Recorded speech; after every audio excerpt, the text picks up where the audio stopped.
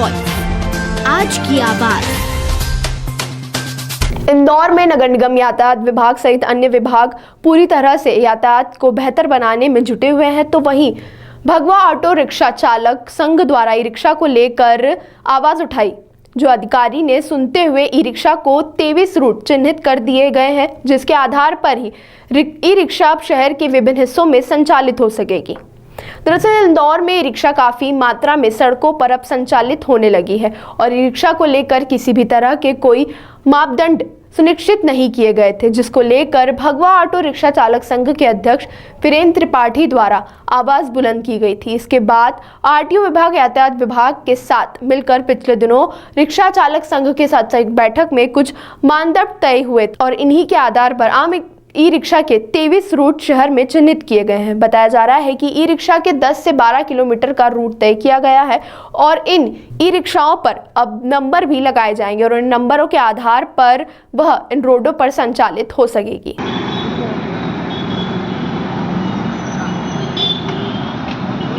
देखिए, इसके लिए हम इंदौर के शासन प्रशासन के सभी पदाधिकारियों को धन्यवाद देंगे। आरटीओ महोदय, डीसीपी मनीष अग्रवाल जी और हमारे इंदौर शहर के कलेक्टर साहब और साथ ही इंदौर शहर के लोकप्रिय महापौर जी।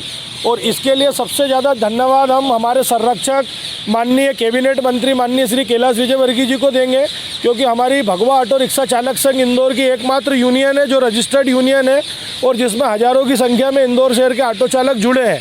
और हमारी यूनियन ने ही आंदोलन की चेतावनी डीसीपी मनीष अग्रवाल जी का घर का घेराव करने की दी थी, तभी जाकर के हड़कंप मचा और अधिकारियों ने तत्काल ई रिक्शा के रूट तय करे, जिसका बेनिफिट हमारे इंदौर शहर के 35,000 ऑटो चालक भाइयों को मिलेगा।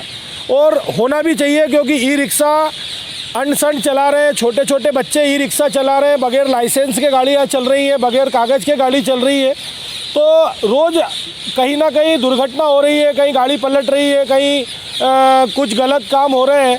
तो ये सारी चीज़ें इससे रुकेंगी। और आजकल ई रिक्शा का इस्तेमाल लोडिंग में बहुत हो रहा है और उसके कारण भी हमारे लोडिंग ऑटो चालक ठेले वाले भाइयों का भी, हम्माल भाइयों का भी काफ़ी नुकसान हो रहा है, क्योंकि बगैर परमिट, बगैर रूट के, बगैर कागज़ के ये लोग कहीं भी गाड़ी चलाते हैं। कितने रूट तय किए गए हैं अभी प्राथमिक रूप से? 23 रूट इनके तय हुए हैं और रूट कितने भी तय हो हमें उससे कोई दिक्कत नहीं है, बस रूट तय हो जाएंगे तो कम से कम ये इनकी सवारी फिक्स करके आराम से चलाएंगे तो सही। आज ये पूरे इंदौर शहर में कहीं पे भी गाड़ी चला रहे हैं, कहीं पे भी बगैर जगह हर चौराहे पे गाड़ी खड़ी कर देते हैं, गाड़ी हटाते नहीं है, इससे ट्रैफिक का भी नुकसान हो रहा है। आप राजवाड़े को देखिए, रोज़ राजवाड़े की तस्वीरें आ रही हैं कि रोज़ वहाँ पर ट्रैफिक जाम ई रिक्शा के कारण हो रहा है। और ई रिक्शा के लिए मैं शासन प्रशासन के अधिकारियों से भी निवेदन करूँगा और सरकार से भी निवेदन करूँगा कि आप इनके लाइसेंस भी अनिवार्य कराएँ, क्योंकि छोटे छोटे बच्चे बहुत ई रिक्शा चला रहे हैं और इनकी गाड़ी का भी मीटर सत्यापन हो, गाड़ी का फिटनेस हो। अब फिटनेस होता ही नहीं है, किसी ई रिक्शा में तो ब्रेक ही नहीं घुस जाती है कहीं की कहीं।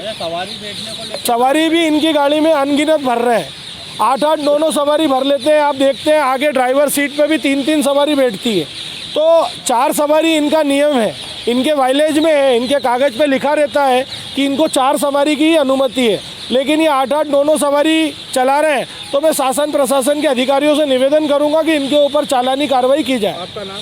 मेरा नाम भगवा ऑटो रिक्शा चालक संघ का मैं अध्यक्ष हूँ, वीरेंद्र कुमार त्रिपाठी मेरा नाम है। और आज हमारे यूनियन के सभी पदाधिकारी और सभी ऑटो चालक बहुत खुश हैं, क्योंकि इनकी रोजी रोटी चली जा रही थी ई रिक्शा के कारण। आज ये लोगों का परिवार चलेगा, क्योंकि इंदौर शहर में ऑटो रिक्शा 1956 से चल रही है और ऑटो रिक्शा इंदौर की मॉनिटर है जो 24 घंटे चलती है।